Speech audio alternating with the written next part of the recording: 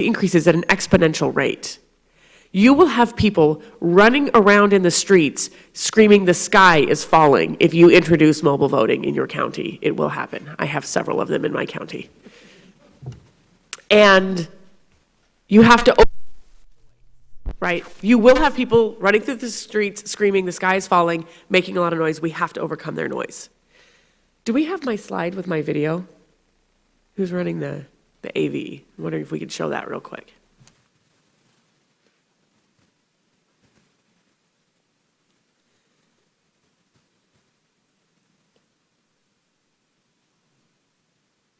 See if we can pull up the video, and you'll see this is how we tell a story.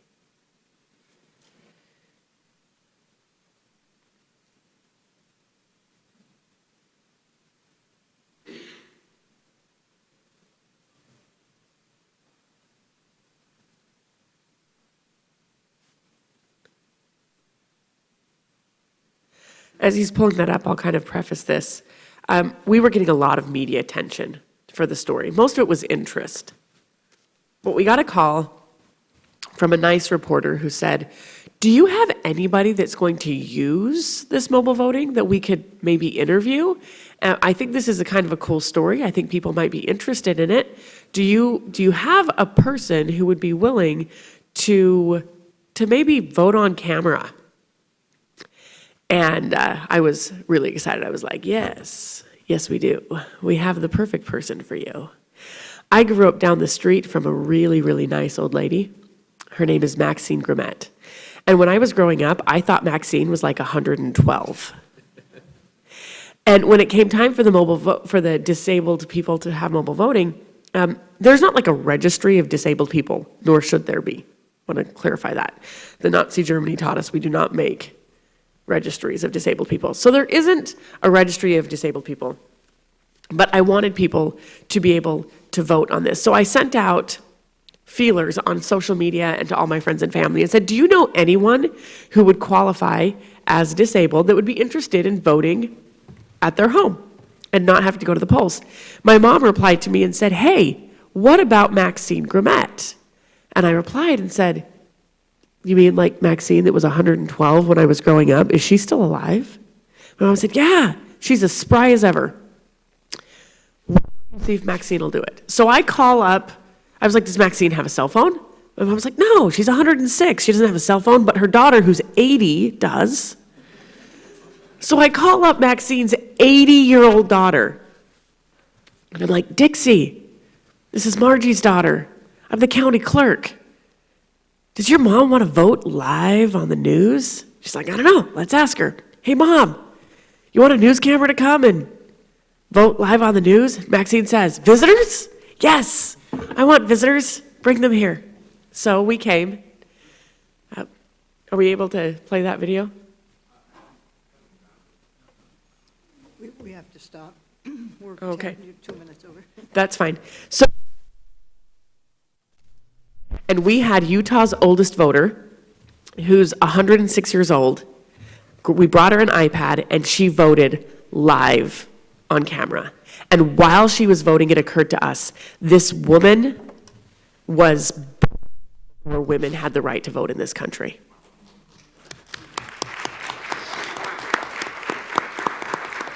She was born before women had the right to vote in this country, and we brought her a ballot because she was 106 years old and she broke her ankle last year and she's home-ridden now. Here's the story.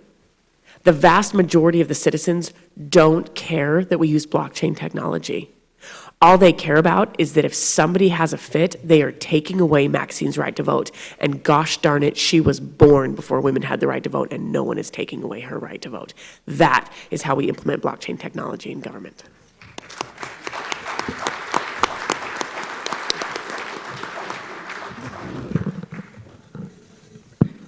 Great presentation. Carlos, I don't know your last name. Toriello. Okay. Herrerías. Got it. So Carlos is a passionate citizen, and he'll tell you about it. He's wonderful.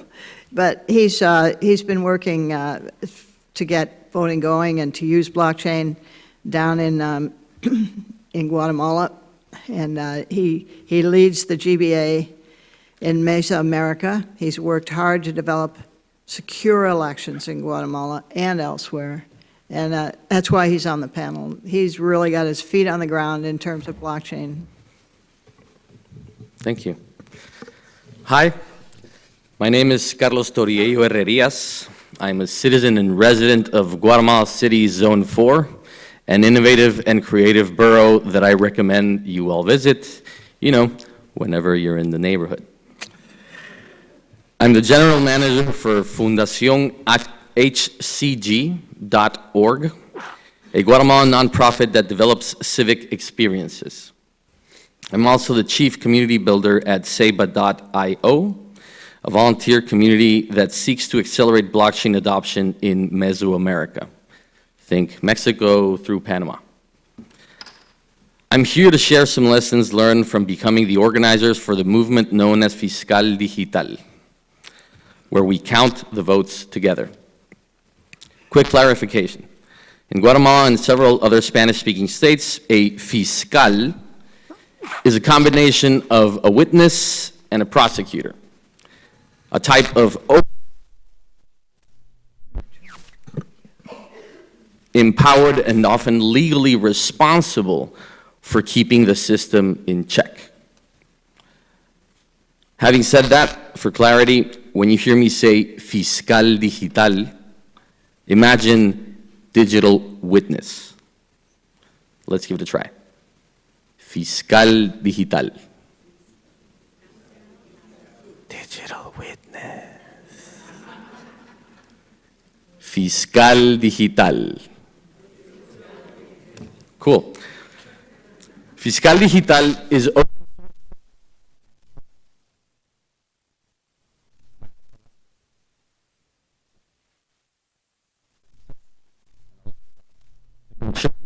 to an election audit and compete with one another via gamification.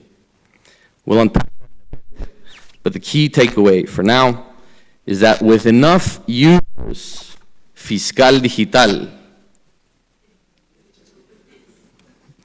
can generate a complete audit that is verifiable, immutable, decentralized, and publicly accessible in almost real time, because we count the votes together. If we, the people's hands, it can be done. This means that mathematically demonstrable evidence to counter a claim of election fraud could, and I believe should, be provided.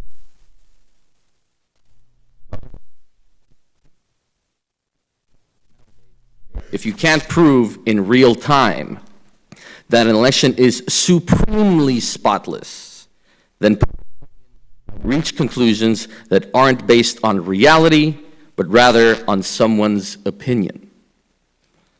So, Carlos, it's time to open it up to the audience, and I hope people will continue to ask you questions.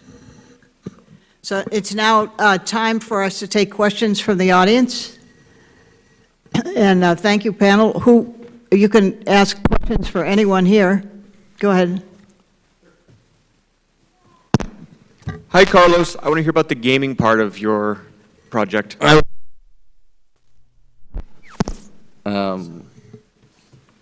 Thank you. Many of you probably know that Bolivia had elections in October that were eventually mathematically proven fraudulent. Chaos reigned, and it was only because the army and police refused to obey orders of violence that the president was removed from power. Scary times were had and continue in Bolivia. What most of you probably don't know is that something very similar almost happened in Guatemala last year. This was the catalyst for Fiscal Digital and why our ragtag volunteer army in need of a sponsor built the code and published it on GitHub.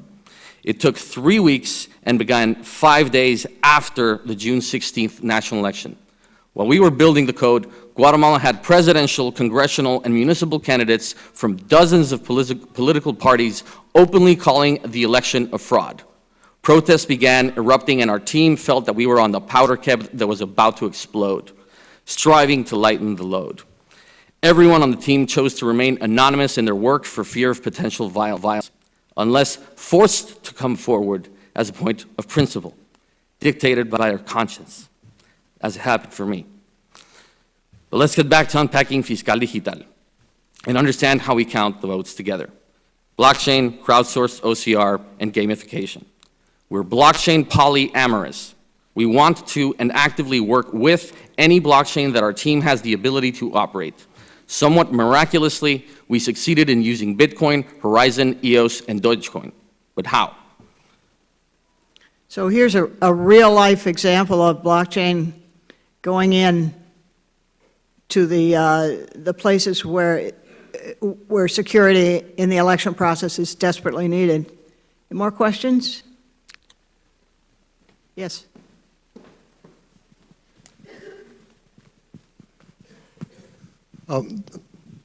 This is for Deke.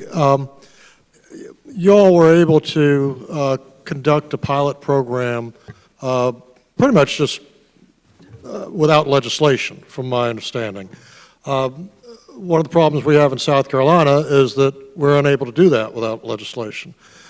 Can you provide the statutory reference that y'all have available that gives you the authority to do so that perhaps we can implement it in our state? Yes, I'd be happy to do that. I think it's West Virginia Code Section 335.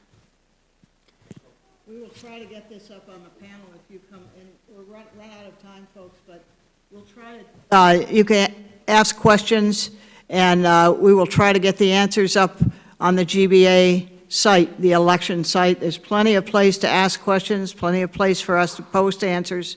We're delighted that you came.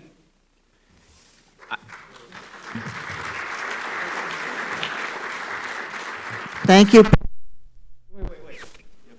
We have 4 minutes. Okay.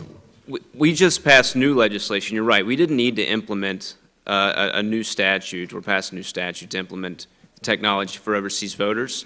What we did do is recently, following in the steps of Utah, has passed a new law that allows us to expand electronic transmission, marking, and return from disabled voters stateside, which has never been done in West Virginia. So now we do have legislation that clearly marks out who is eligible, and the description for the technology is not limited to mobile or blockchain. It talks about electronic transmission, and our office has to prescribe the standards. But I'd be happy to provide you the statutes, and I'll send you the new bill as well. I can send you our statutes as well. We were able to do it as well. Under UCAVA, the way UCAVA in Utah was written allowed us, but for the disabled voters, we didn't do the electronic submission clause. The way we wrote the disabled clause was anything approved for overseas voters is approved for disabled voters. That was less controversial. It didn't raise as many detractors. But I can give you those references as well.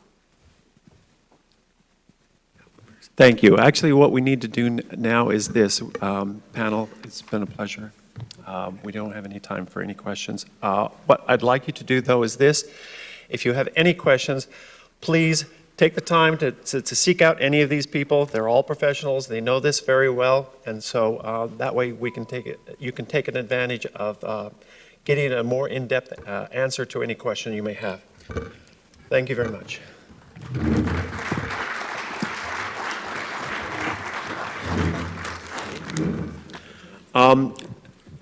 We have a few announcements. The first announcement is this, is that if you need to use the restroom, it's straight out the back to the right. There is a little coffee break that we're going to be taking. So you're welcome to go immediately out where the registration section is and have a coffee break. We are going to try to get ourselves back on schedule, so we're going to be coming back here at 10:35. Thank you.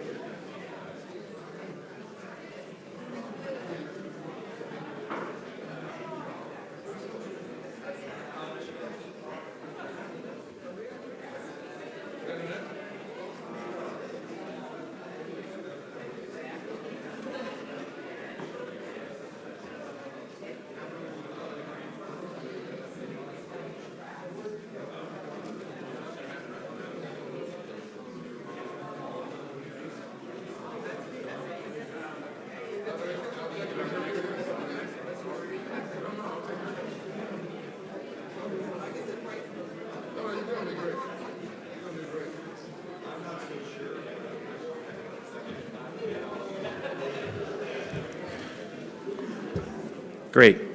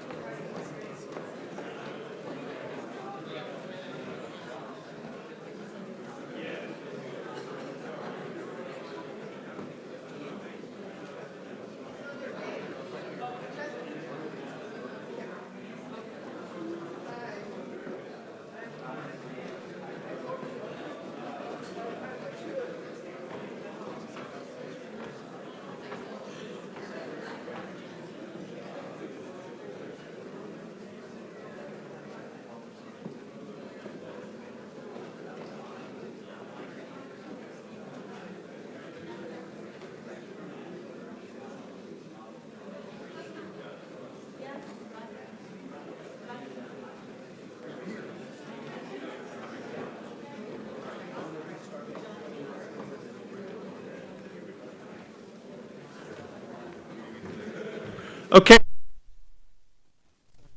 Seats, I appreciate it. Just a couple of announcements. If you download the Cubic application, or you use it through gba.community, you can actually engage with one another and start to exchange some of your information. The next thing is that there's a welcome letter in your tote bag from the executive director, Gerard. He's going to be speaking for a little bit this afternoon. And there's also, let's see, what else? That's pretty much it, but we're going to start right on time, actually 5 minutes late, with our next panel. And this panel is going to be discussing government service delivery, interoperability, and an integrity panel. So I'd like to introduce the moderator, Radhika Iyengar. So please.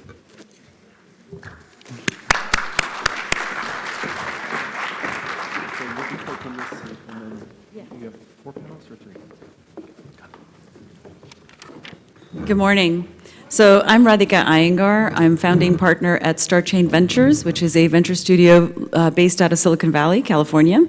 And we're focused on blockchain technology, but also advanced technologies in general. That includes artificial intelligence, machine learning, and IoT, Internet of Things. So we work with all things technology, but it's more importantly what we focus on is creating new companies that are focused on solving real challenges. So that's kind of my focus. I'm also a TEDx speaker, Silicon Valley Woman of Influence, and a member of California GovOps Blockchain Working Group.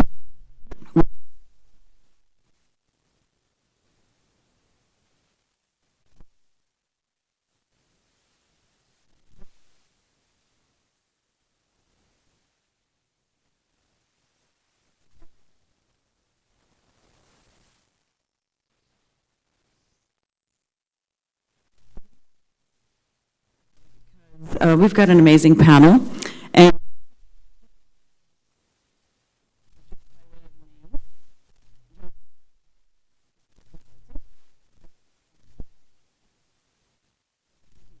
clever name. Dr. Ann Ingraham, who is CEO of Exponential Health Tech Partners, and Philippe Thévaux, who has come from Switzerland all the way to be with us, which I think is fantastic. We'll get a real international perspective. And called SIGPA.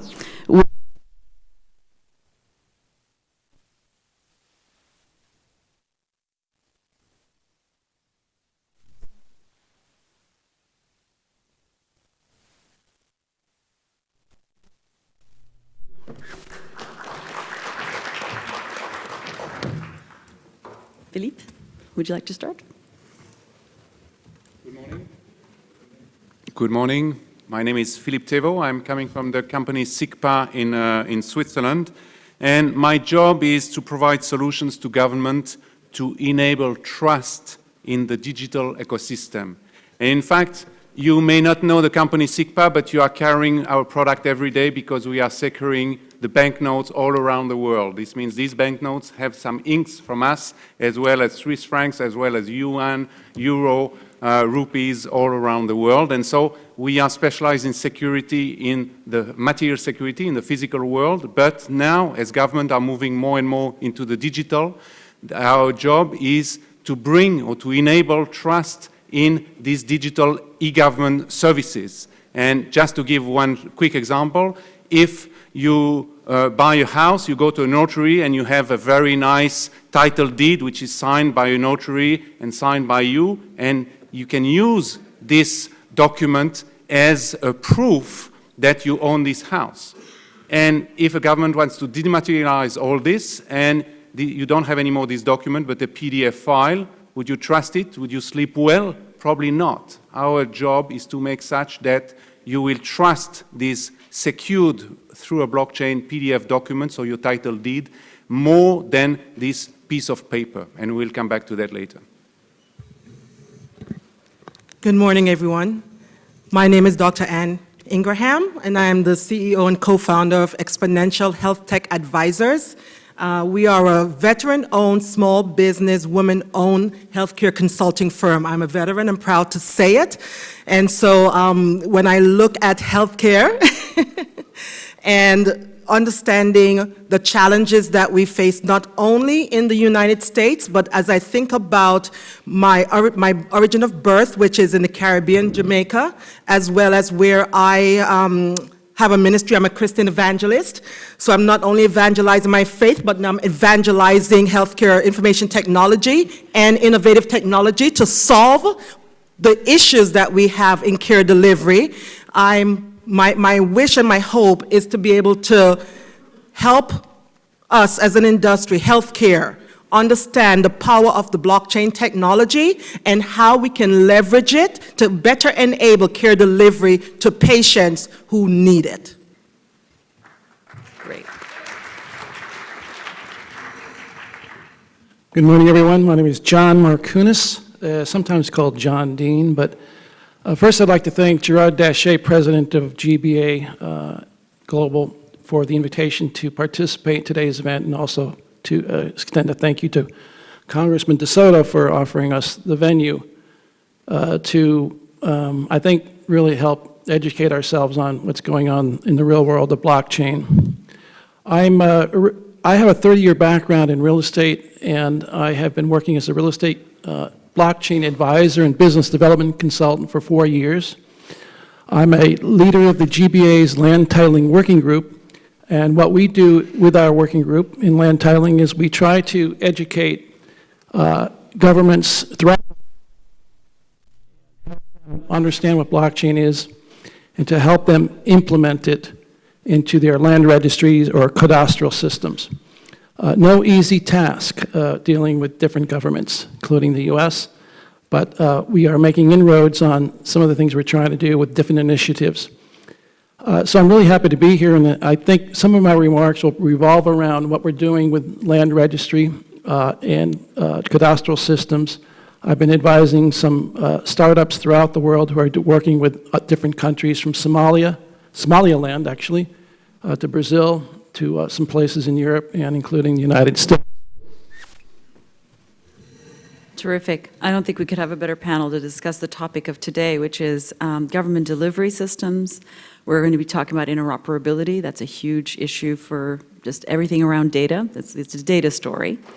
And talking about data integrity as well. So, and we're going to provide that perspective through various sectors, with each of the panelists.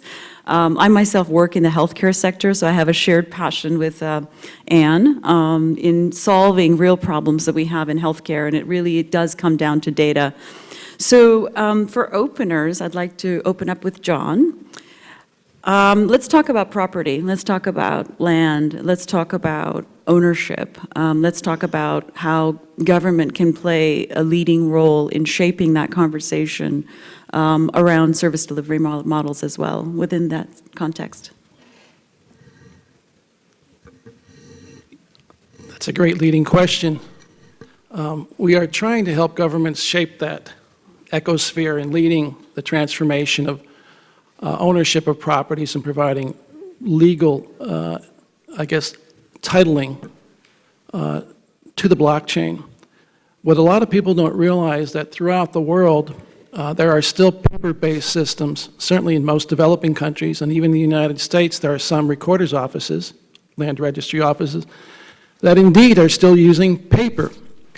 So the big transition first is to transition to digital before you can jump into the blockchain space. And that's where we need to make a special effort to help, I think, countries and different governments realize that. In terms of helping government, there is something that I call government inertia. And this is something that we come into quite often, and I'm sure my panelists do as well. That is, government seems to think that there is no need for change, and that there is. So what I often say to people is what we're trying to do is educate. Well, three things, actually. We're trying to educate. We're trying to educate, and we're trying to educate. That's the basic. That's the bottom of the pyramid in terms of bringing up an awareness of blockchain and what it can do, especially for these land registry systems. The challenge is land registry systems are 99%, well, almost 100% government-driven. I think we'll all agree.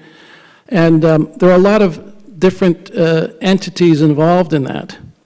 I don't know if you knew this, but there's 3,481 county recorders' offices in the 50 states of the United States. They all operate in silos. They don't interoperate. And so there's a huge challenge there when we're trying to talk to decision makers at the county level to look at blockchain. Leading the blockchain space in the United States, though, is Wyoming, who's the Teton County in Wyoming has already converted their system over to blockchain with a company called Medici Land Governance out of Utah. So we have a lot of work to do. But what I'm finding is that when you talk about government inertia, one of the things that is actually pushing forward blockchain better are centralized governments. In a sense, the decision-making is easier.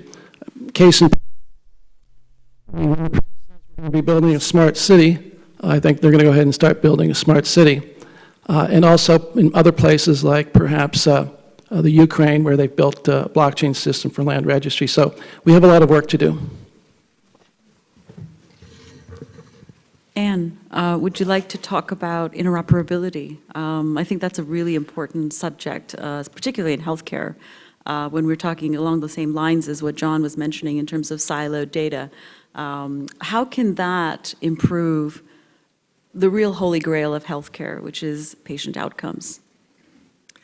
So interoperability, meaning, for those who are not versed in it, is having the ability for disparate systems within the healthcare ecosystem to seamlessly exchange data across the board. Interoperability is necessary, and we're challenged right now within our healthcare environment to fully execute that. And in fact, the government in the US and other nations, of course, have their own challenges, but the government right now is, for example, rolling out rules that will support that interoperability. The TEFCA, the Trusted Exchange Framework and Common Agreement, is one example. The information blocking rules is another, to prevent vendors and others from blocking the exchange of information.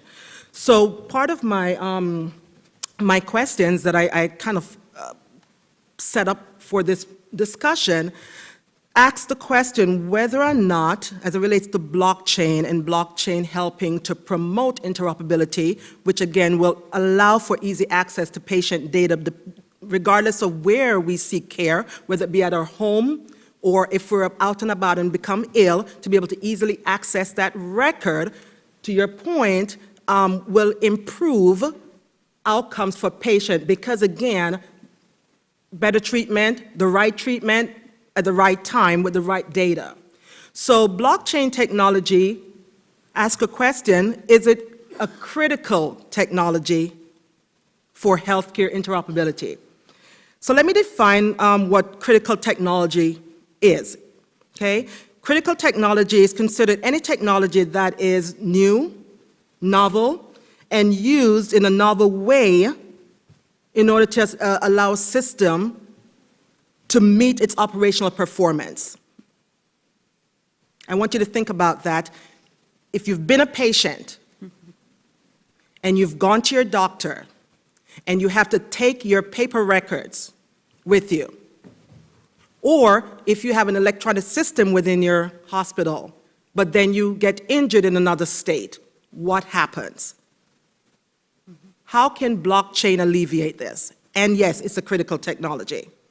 So some of the key attributes of blockchain, just for your thought process here, trust, and we hear this all the time when we talk about blockchain. Can I trust it? Can I trust this new technology? Immutability, right?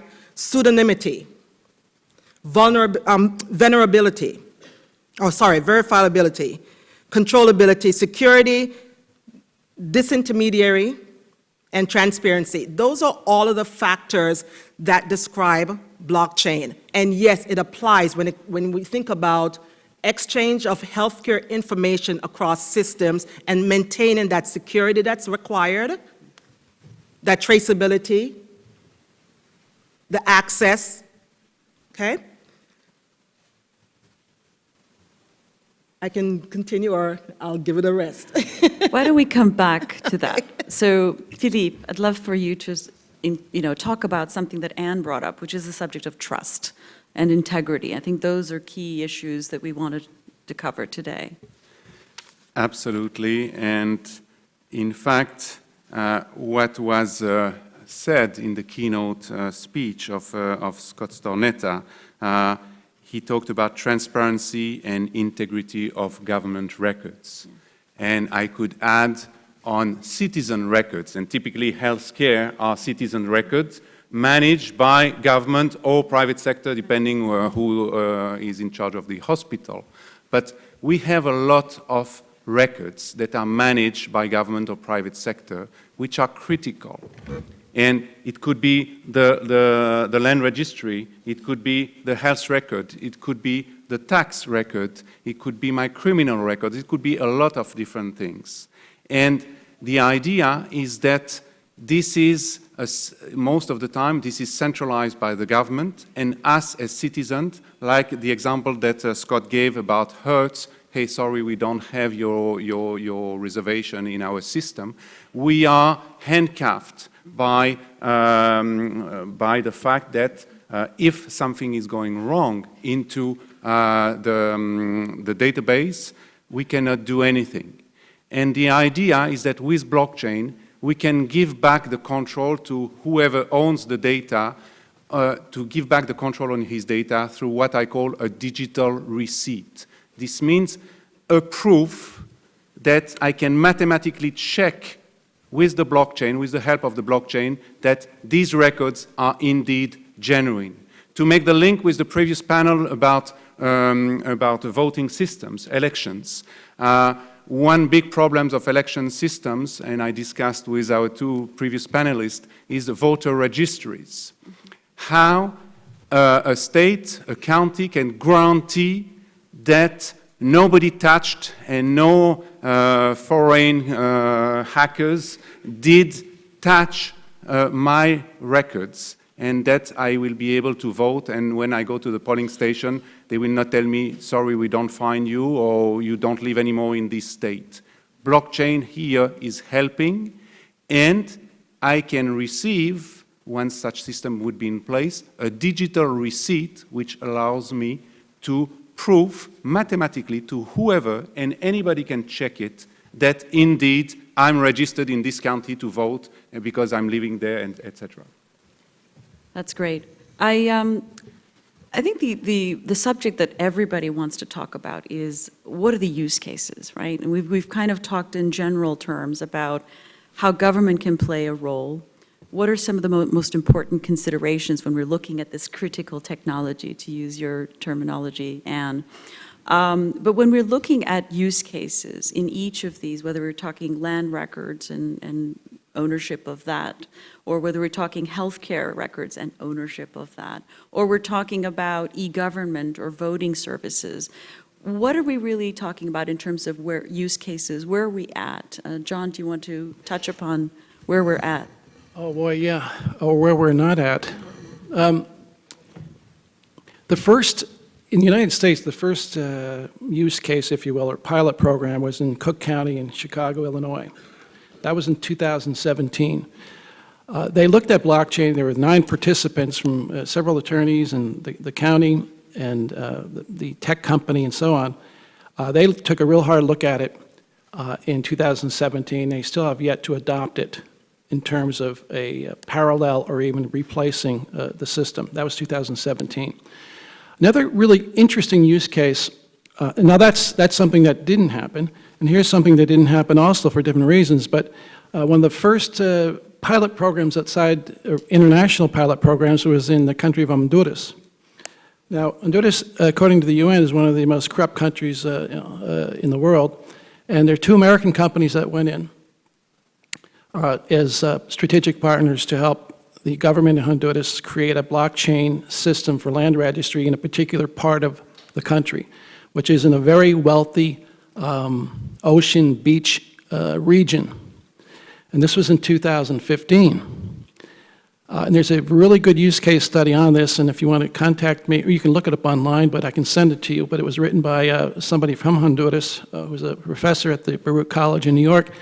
And very interesting enough, when it leaked out that there was going to be a blockchain pilot to sort of straighten out the land registry mess in this particular region, the wealthy landowners came back and pretty much put an end to it.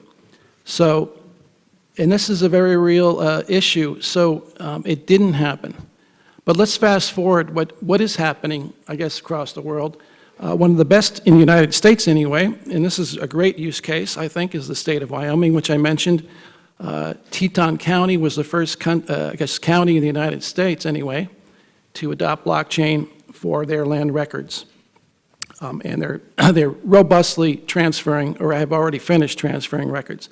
The state of Vermont also has done some pilot programs using startups to investigate blockchain for land registry. And there's some other counties that are also looking at the same thing.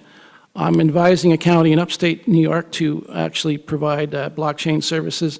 That one of the biggest issues, though, is when I first go out to talk to people in that space about blockchain and define it, sort of a glazed look comes over their eyes, and it's really tough to get over that first skepticism and then subsequent disinterest. But like I said, in the United States, it's slow. It's a slow process. Wyoming's leading it. There are some other counties that are also doing it. Outside of the United States, one of the first blockchain real estate / land registry programs pilot programs was conducted in Sweden by a company called Cromaway.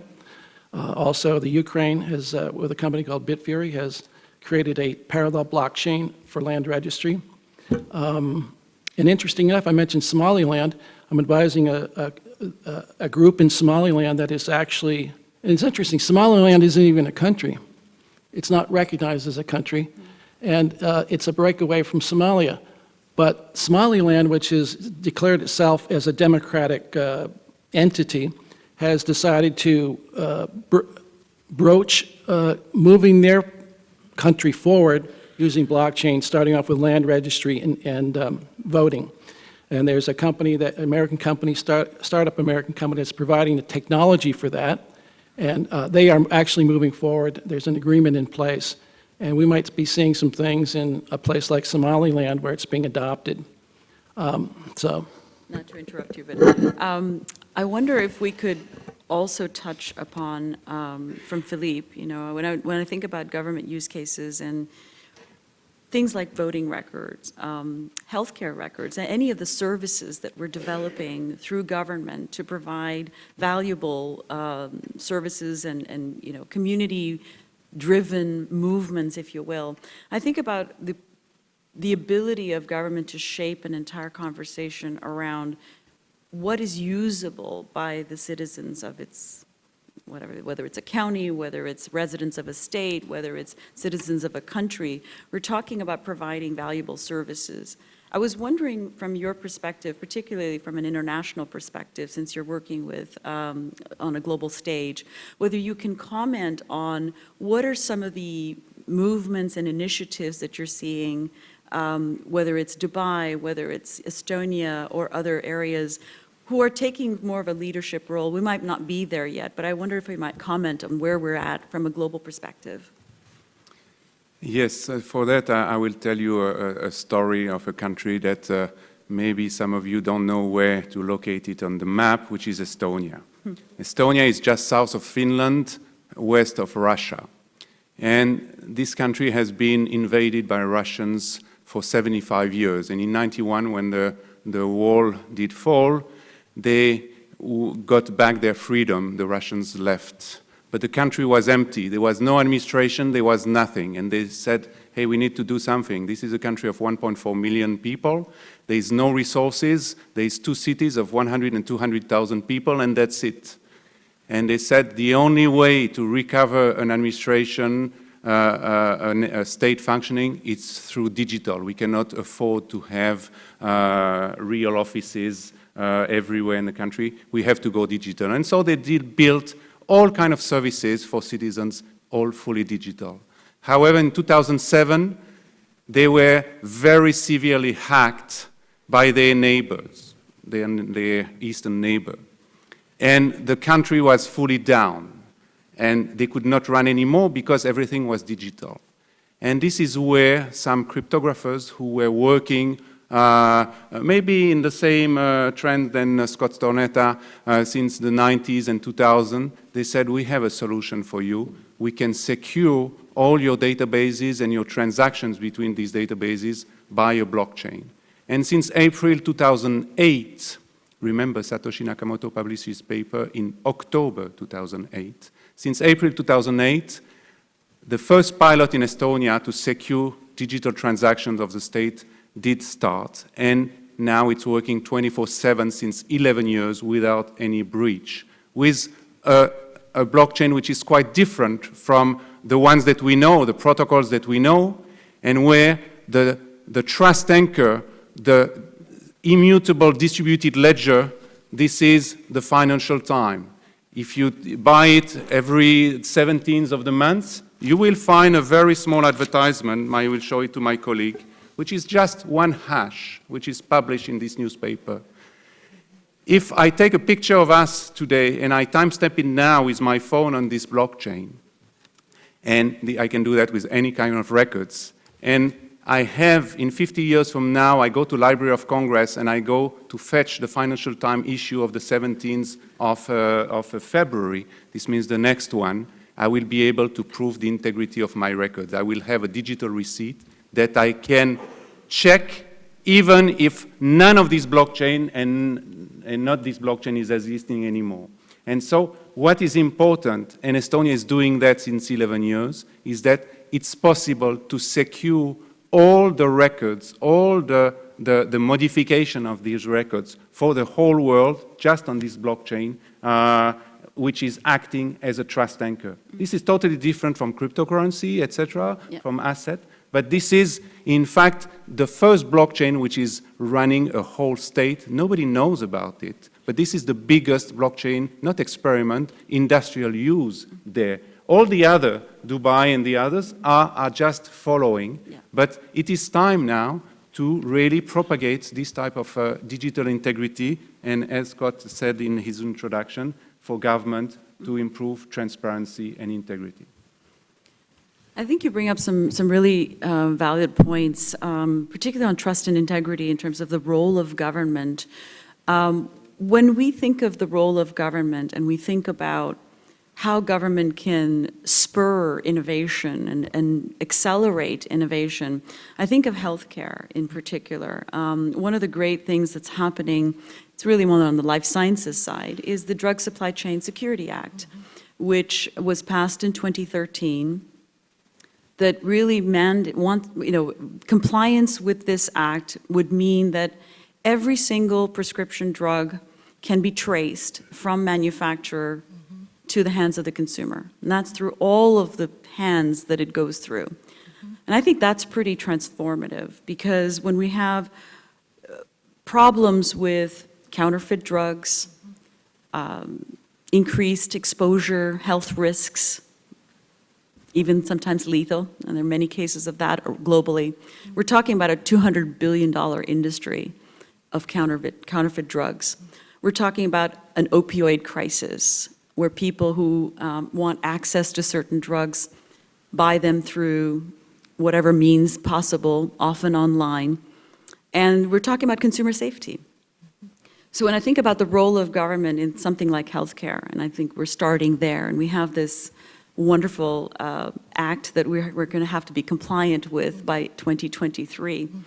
I'd love for you, Anne, to comment about how government can be that regulatory tailwind that is going to be spurring innovation and accelerating the process of adopting a technology that can bring trust and transparency and integrity through things like supply chains, for example, and how does that affect consumer interaction with not only government but also in the healthcare space? I made a comment to you earlier today, and I think I will repeat it here.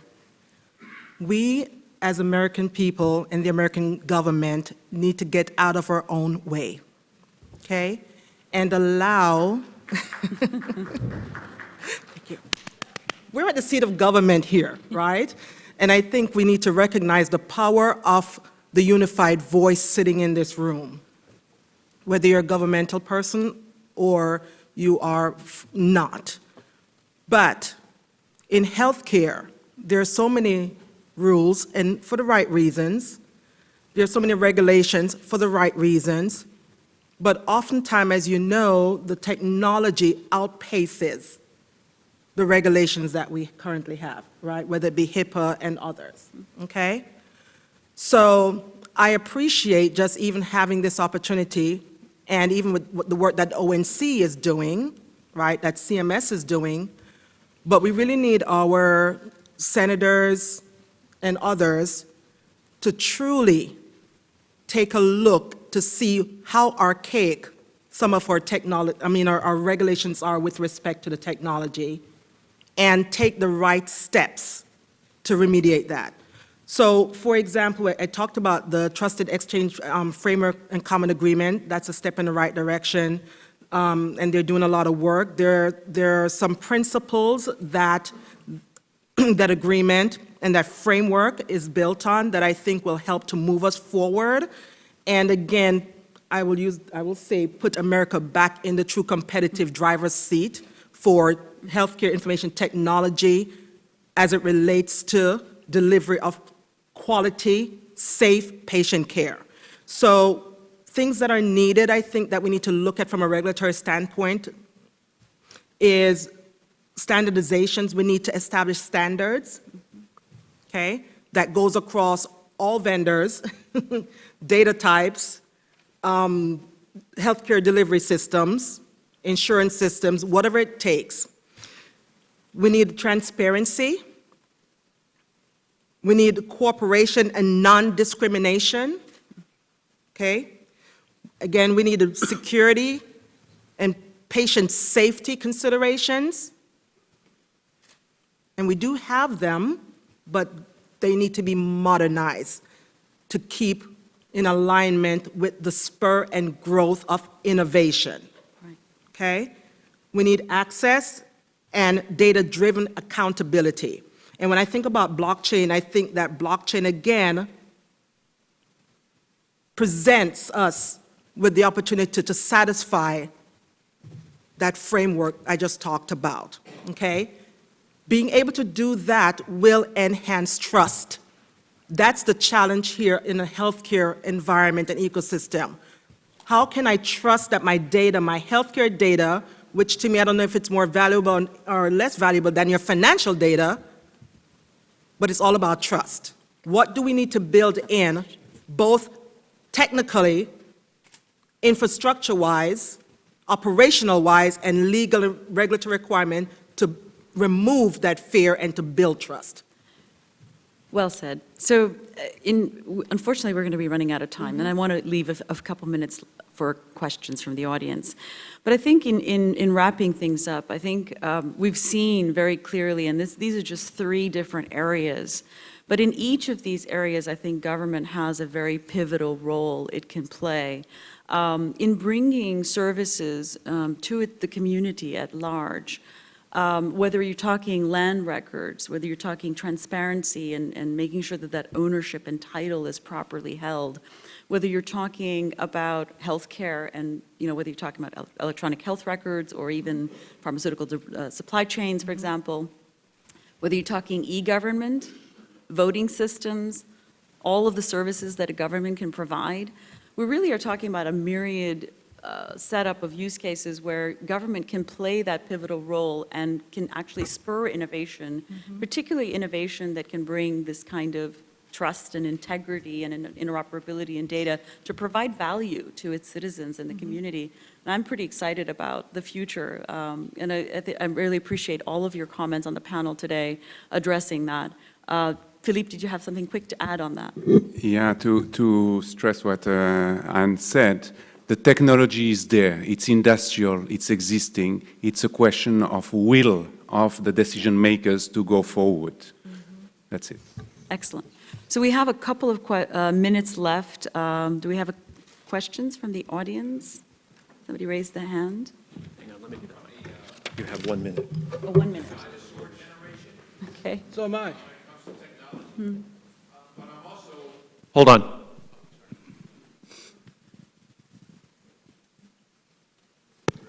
Thank you. But I'm also extremely fortunate in that I am also part of that generation where, as a public employee, my state paid for my health care. And fortunately, our doctor is into digital access, so I can go anywhere in the United States and I can get that accessibility real quickly. My children and our grandchildren do not have that same autonomy. And I often look at the expenses that I incur, which are zero for my health care, and I look at their expenses as to what they're doing, which in my mind are astronomical. And so while I appreciate your panel and talking especially about health care, how do we as a country and as a government support our future generations so that it doesn't become a healthcare burden financially, not so much informationally? And I guess that would be my first question, because I am so blessed by accident to be a beneficiary of having my former employee, which was a state employee, pay for my health care, and that's not the case for following generations. Yeah. I mean, overall, healthcare costs astronomical, right? It bankrupts families regularly. So that discussion and that conversation is greater than this group here. It's greater than blockchain. It's overall, to me, it's an overall philosophy as to how do we deliver care cost effectively, right? And not just to the future generation. I'm a grandma, okay? But as we even think about families and people who are disenfranchised, right? Meaning that the poor, right, the uninsured, okay? How do we mobilize, not just as a people, but also in terms of mobile technology, right? To leverage technology and the policies related to that to provide care in a cheaper way. Those discussions need to happen, right? Right now we are in the paradigm where the Internet of medical technology, medical things are coming. We're going to have some challenges with that, okay? Can having that mobile technology bend the cost curve? Can getting rid of the middleman, the insurance companies, bend those cost curves? Those are some other discussions that we need to have. Clearly, it's a topic larger than this panel. We might talk offline as well, because there's specific things we can talk about. But I want to thank you all today. It's been a terrific panel. Please give them a round of applause. Thank you. Thank you very much. So my name is Brian Nielsen, and I'm a board member of the GBA, but we want to make sure that we continually thank our sponsors, Congressman Soto, for the possibility of having this facility and this auditorium. Aurora AI, they're going to be, they're one of our sponsors, and they're also sponsoring the Social Impact Award, Block 1. I can't see where they are. And Cubics, of course. And of course, as it comes with Cubics, if you want to see the sessions and the speakers being presented today, head to, again, gba.community, and that's gba.community. It was built by our partner and sponsor, Cubics. Can you stand up? If you need any technical support, he can help you with it, or any issues, please feel free to talk to him. So our next panel is actually going to be discussing global adoption, banking, regulation, and regulation. So I'd like to introduce the moderator, Chris Snook.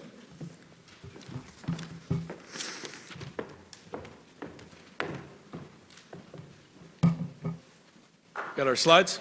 All right, everybody do me a favor, because I'm the last thing between you and lunch, and that's a tough place to be. So if you can do me a favor, just if you're willing to, stand up and give Kathy, Gerard, GBA Global, everybody a quick round of applause, and stretch your legs, because there's nothing more exciting than global regulation.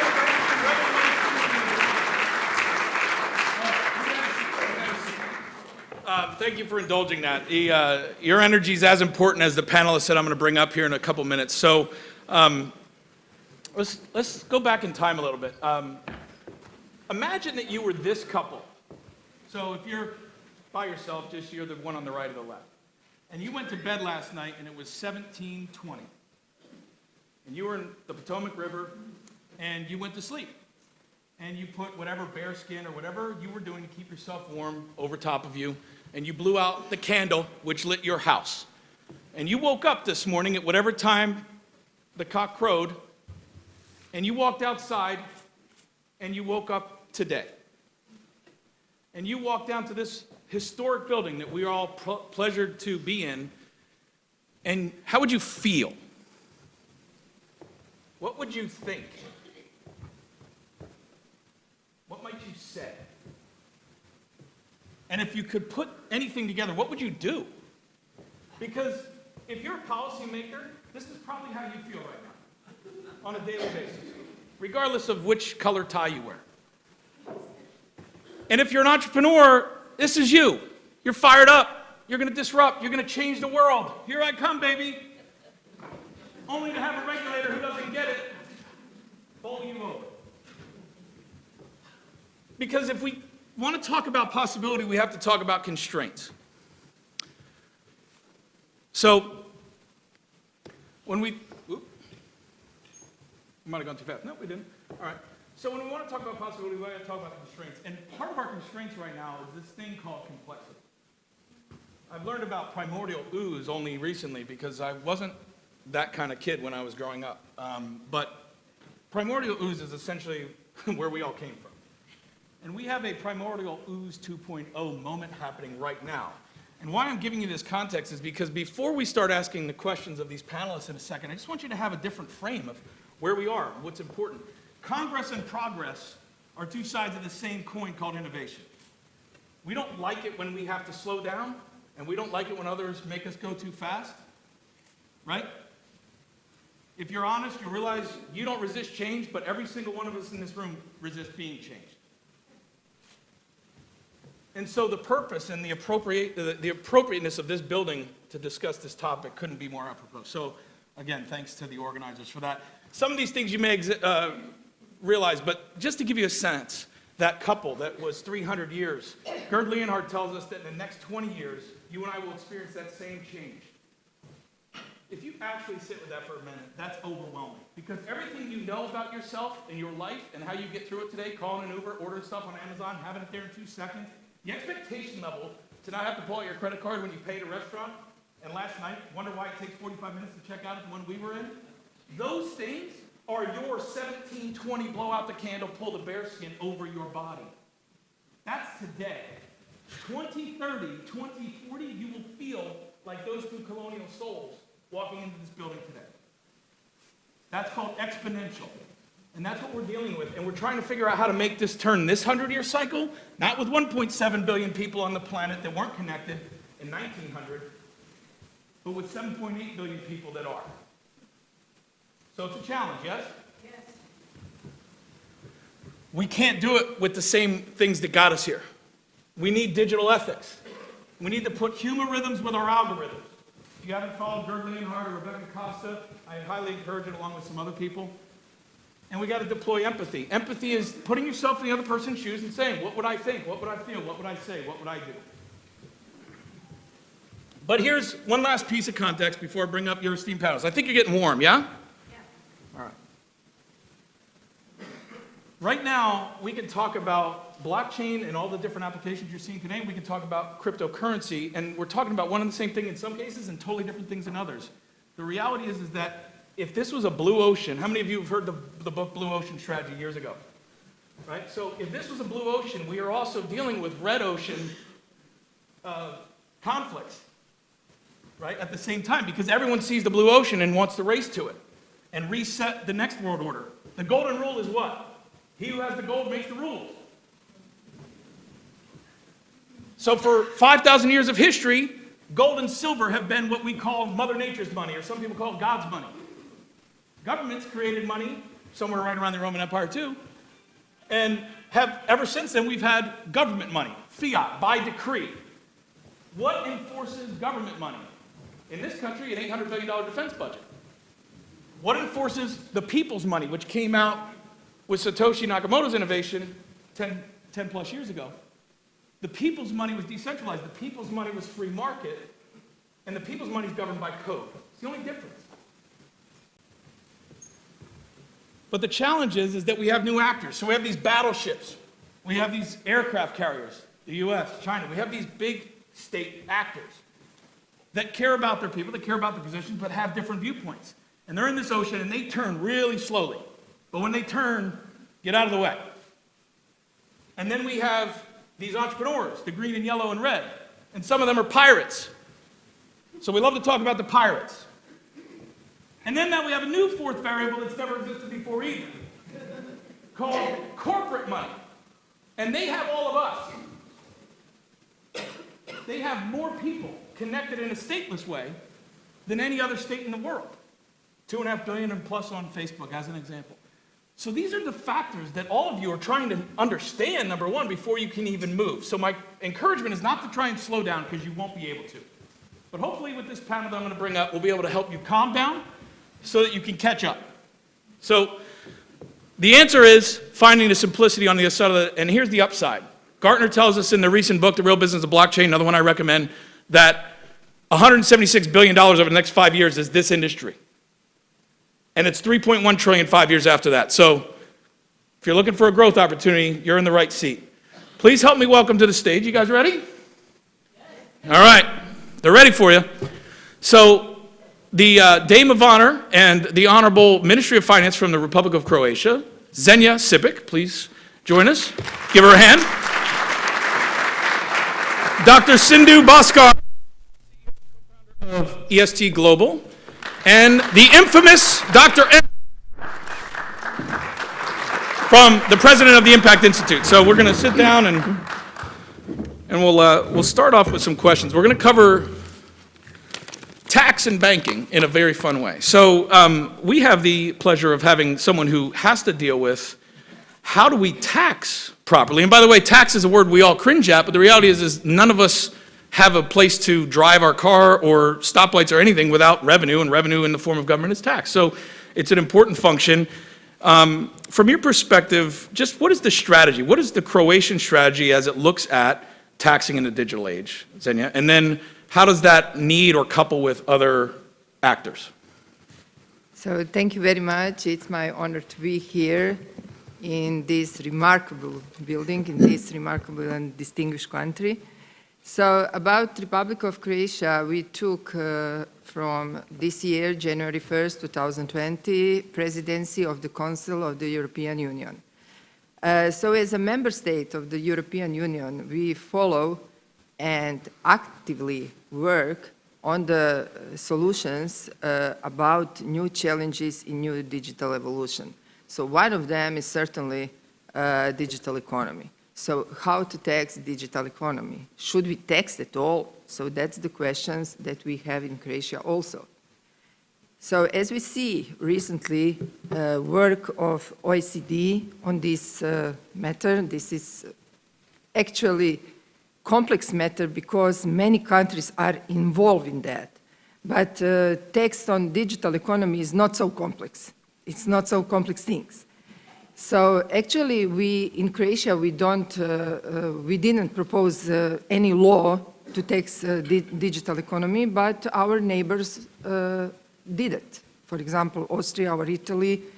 So we expect some international solution.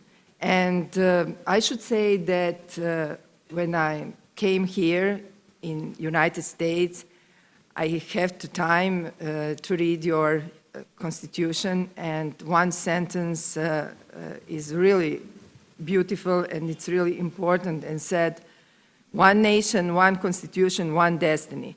And if you look at that from the perspective of taxation, I could not say we are all one nation, but we could be one nation for the purpose of taxation. It will be much easier for us, especially for the digital economy.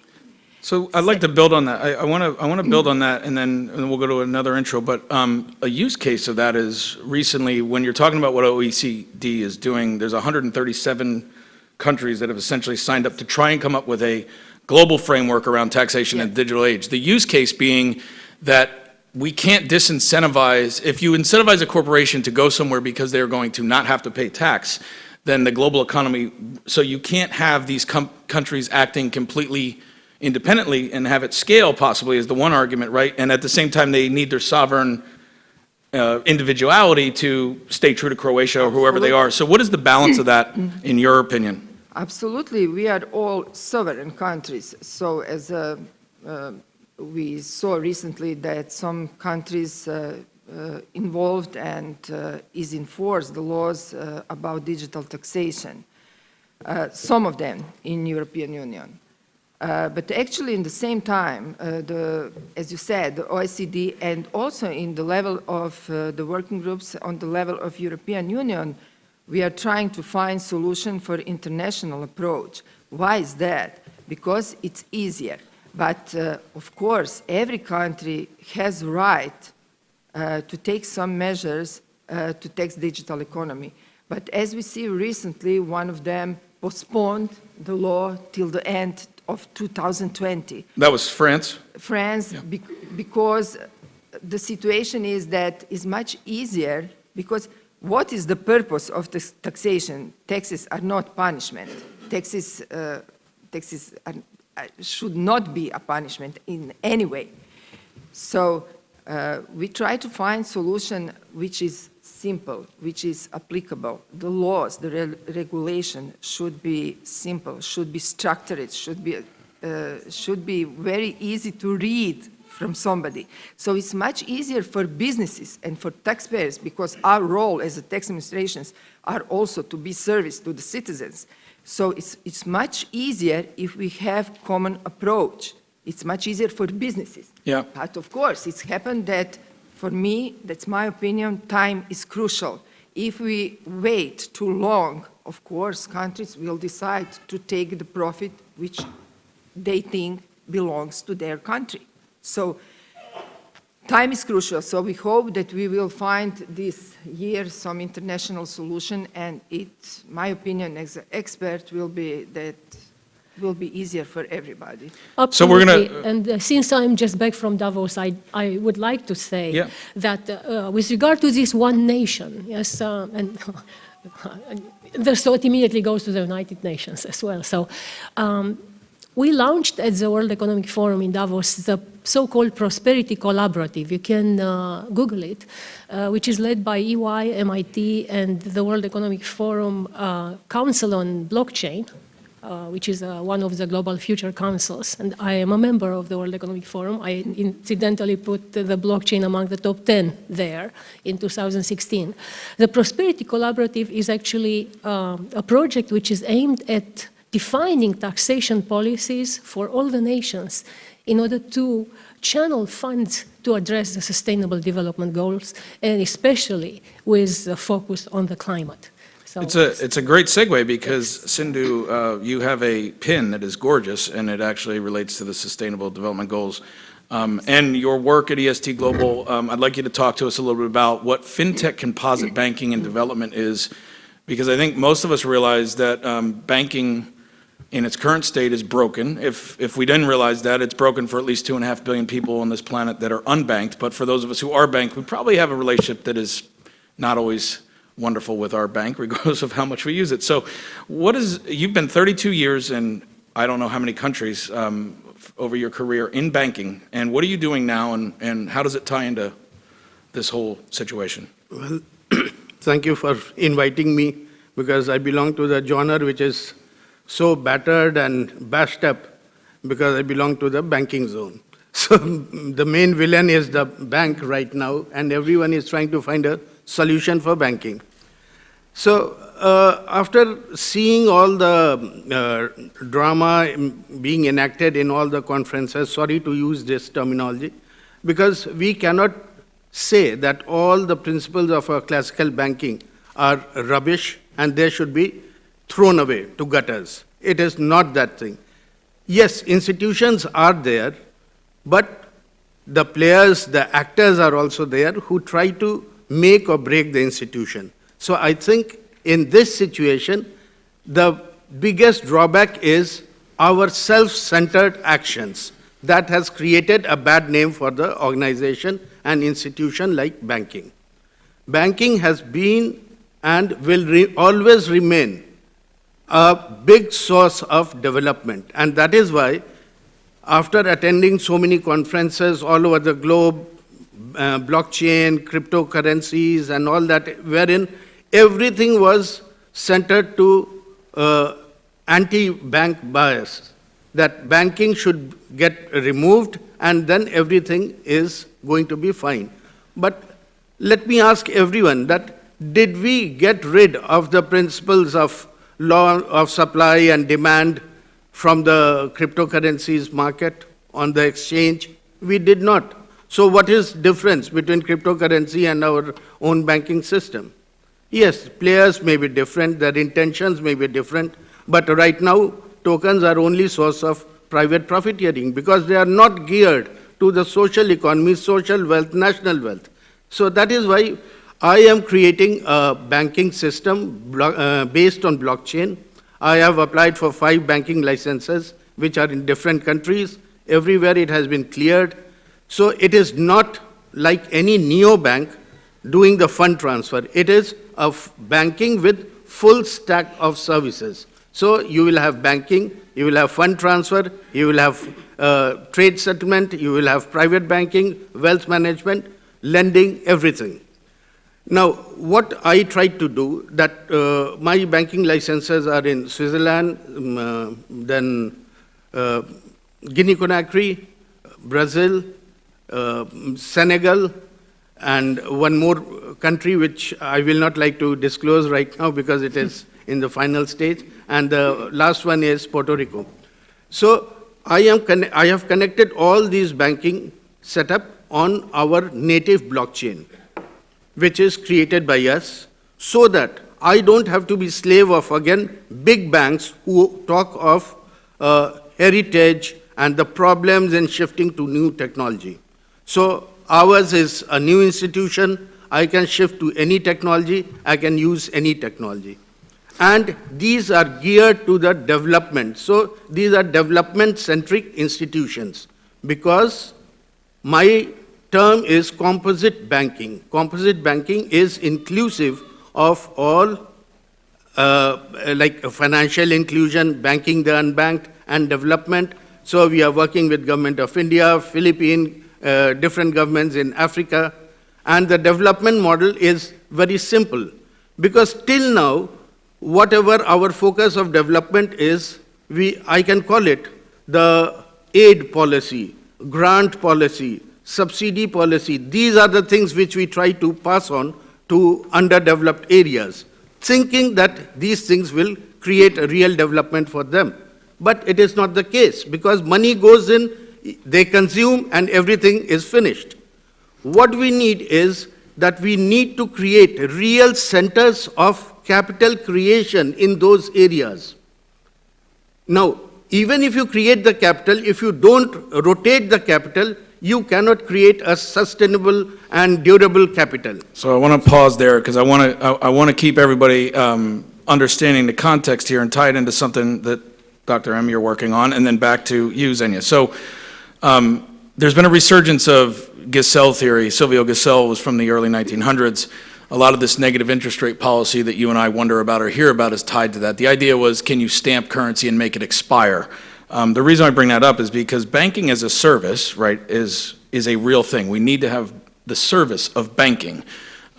Free markets of money we talk about, but we haven't had one in 100+ years, because when the Federal Reserve got created, we basically created a monopoly on money. And when we had Bretton Woods in 1944, we created a world where the dollar hegemony ruled. And so 90% of the debt in the world is denominated in US dollars. And yet there's all these other local currencies. And most of us go, I don't know about that, or I don't care about that. Now, as a policymaker, you should, because where we live today is where we live in this opportunity and threat of a free market for money or currency itself, where sovereign states, as small as the Marshall Islands, as an example that you're working on, can literally create their own currency. And why they would do that with crypto versus fiat only, meaning paper or just digital currency as it is currently, is because it's programmable and it's three-dimensional. So imagine that I could tax it, I could put controls around it so that it couldn't be used inside of this auditorium the minute I walked through it and my cell phone or a sensor on my suit picked it up. These are the things that are possible now with money that have never been possible before blockchain. And yet they require a whole new set of laws. So as we go back through, right, because I want to center it around what happened in the Marshall Islands, or what was the driving force behind the Marshall Islands creating their own currency, because you were kind of front row seat to that and are part of that. And then let's come back to Xenia, because I want to tie this back into you earlier about your international framework, and then we'll come back into the banking side and development. No, absolutely. And so I would say, you know, I still have the goosebump from your presentation, because I saw myself as part of the, maybe perceived as the pirates, because the reaction of the world when we actually started to and engaged with the government of the RMI to create this new currency was really, really very much resistance, from over my dead body to, you know, never, to very much skepticism, and us being associated with the Robin Hoods that are going to, you know, and even with the Petro. So therefore, I can say, so blue ocean, yes. No piracy, from banking as a burden to banking as a service, indeed. Because if we are looking at the situation of this remote nation, they actually live among 1,000 islands, very few people, so by default decentralized, and they have this in their values and in their blood. That's how they evolved. So blockchain is enabling them to embed the values of the nation in the money, in this programmable means that is digital money, fiat currency on blockchain.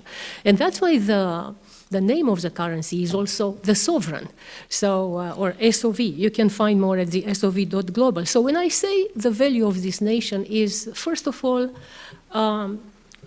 give back to its people. So every year, the annual money supply follows Milton Friedman's X% rule. So 4% is being released every year as money supply, which goes as a universal basic income to every citizen, as well as into funds, like the climate fund, because this nation will be the first underwater in the current situation, as well as in a health and nuclear fund, because we all know that the United States has performed nuclear tests in their waters, so they are suffering from that. So part of this will go back into that fund. So to redistribute automatically the money into the funds and to trust that they will go there, it's impossible without blockchain. So a lot of drives are there, and of course I can Yeah, talk much so, more. so currency and velocity are two key things, and part of the challenge we have even right now is this debate around interest rates and how low they can go again, and how will we spur the economy the next time it dips. And the biggest issue that a lot of times we don't understand is that in the current environment, we have a thing called a liquidity trap, which is when things start to get tight, naturally, what do? We save. And so a government has to flood the market with liquidity, and it has to print more money to try and spur investment. But the emotional side of a human being is, I'm going to hoard, I'm going to save. The problem with the current fiat or any, it doesn't matter if it was crypto, but with fiat, the problem with it is I can't understand where it is. I don't know if it's under your mattress. I know if it's in your bank account, right? But because I can track that.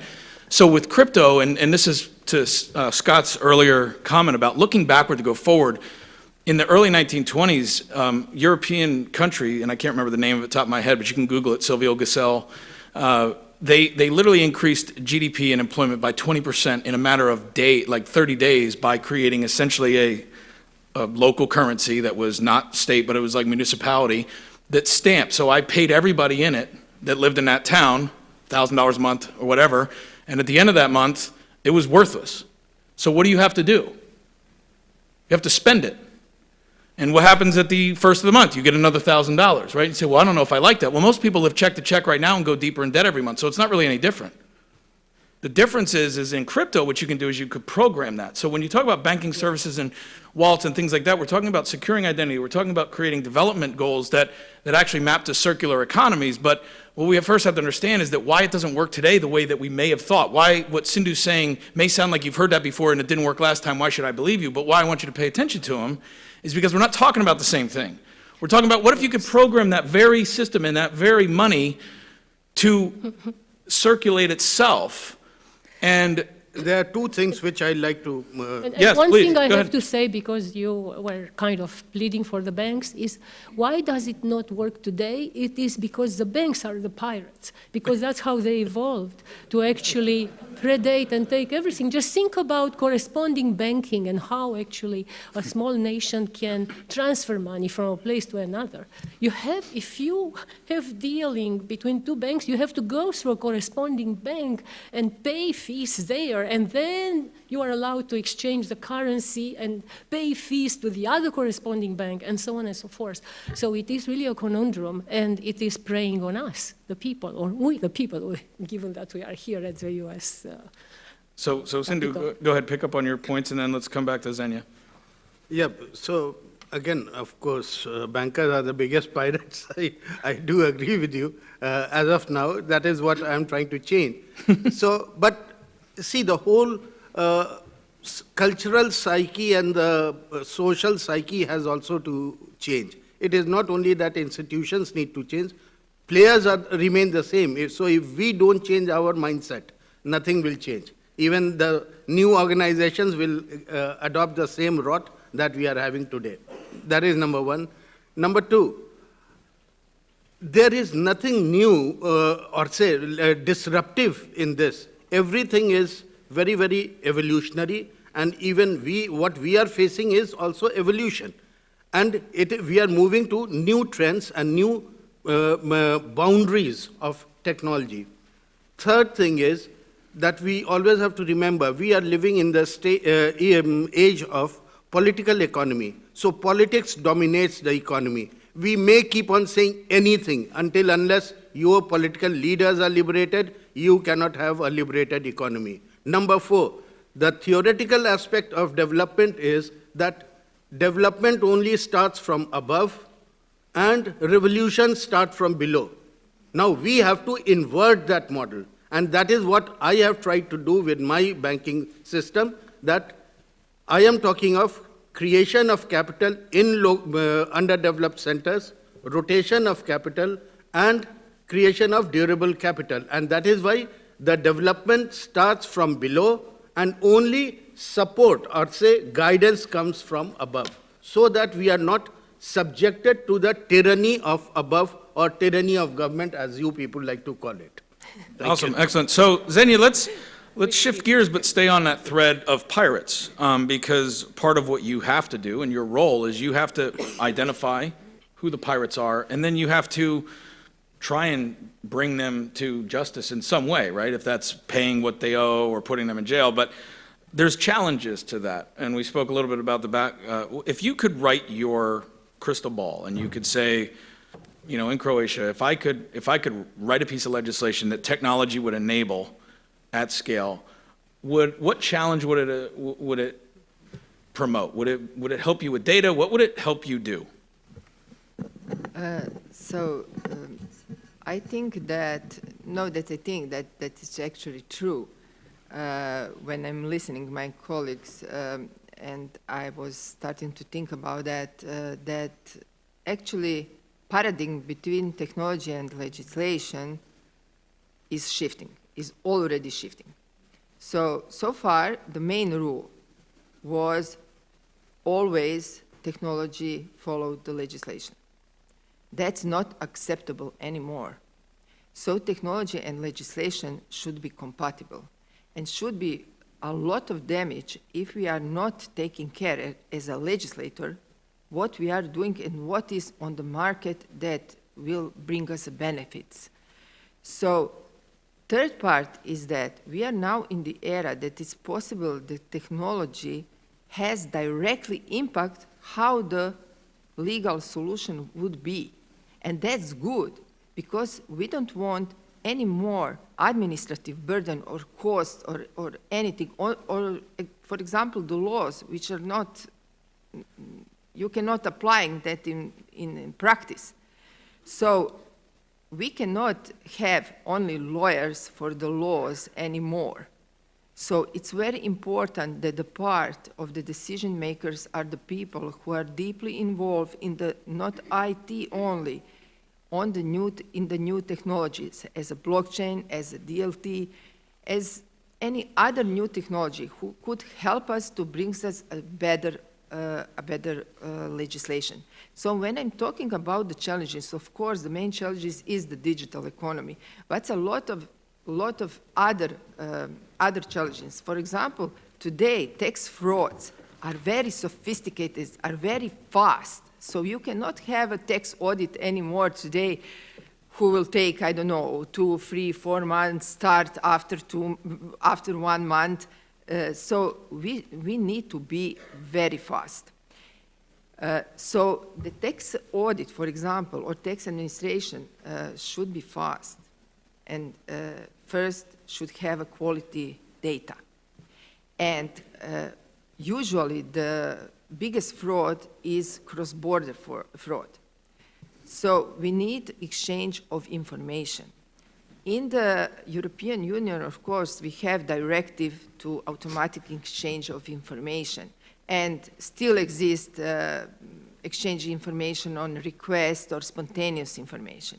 But from my point of view, that is too slow. So I started to think maybe we should have, because what is our role? We have the same role and the same goal, every tax administration in the world. So we want to increase compliance. We would like to stop any tax fraud. Third, we would like timely collecting the taxes. And fourth, which is very important parallel goal and strategic goal, to be good service to the taxpayers and the citizens. How we can achieve that? So we should as we have the same goal and same work in every tax administration, why we don't have direct access to the databases? So, of course, it will be a legal framework, but why not? What will be happened? Nothing.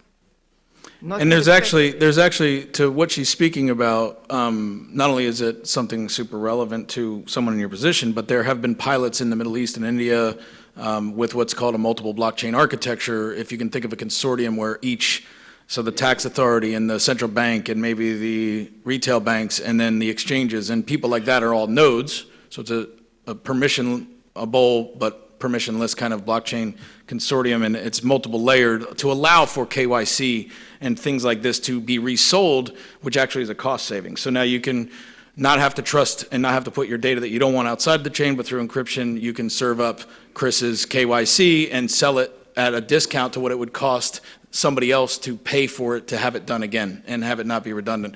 So these things are out there in the wild, but we need to scale them. Let's take some questions from the audience. I think we've got a mic. We'll take 2 questions, and then please attack my friends here at lunch and ask them all of the questions that you want, because they're very smart. Remember that we have Paleolithic emotions, we have medieval institutions, and we have godlike technologies, and what these individuals are all trying to challenge and take on is, on a daily basis, is the nexus of those. So let's take a question. But before the question, I just have to say to what the Dame of Honor was saying here, that we actually found a solution to this, to the balance between privacy and compliance. And so this is possible through blockchain, to how you design it. And what blockchain offers is a provable on-chain monetary policy with all those checks and balances there. That is exactly what, in our banking protocol, we have adopted the same thing. Like in the whole software itself, we have created extra nodes for the regulators so that they can log in on their own and keep on checking it. They don't attack us that you did not follow this. We tell them that you did not do your duty. So that's how it has to go now. All right, we got one question, and then we'll go to lunch. While I don't believe banks will go away, there will be a different kind of banking. I'm just curious about the panel, is how in your solutions do you cope with fractional reserve accounting?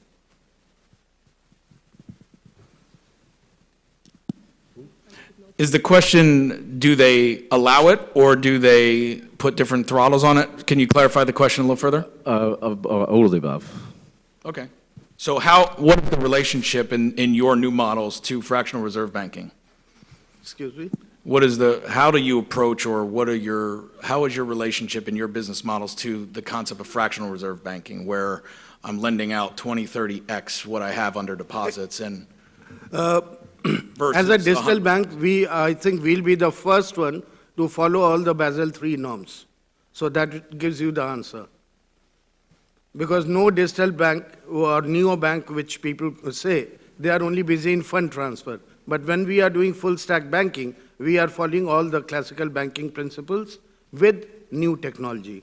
So we are following the same regulatory measures. Excellent. Thank you, guys. Give them a hand. Enjoy lunch. Thank you. Thank you very much. Before we... So we will be at lunch for exactly 1 hour. We're going to start at 12:55. So be here, back here. There is a cafeteria. It's the Congressional cafeteria that's straight up the stairs. I think it's on the lower level. You were paying for this, not yourself. It's not a GBA covered expense.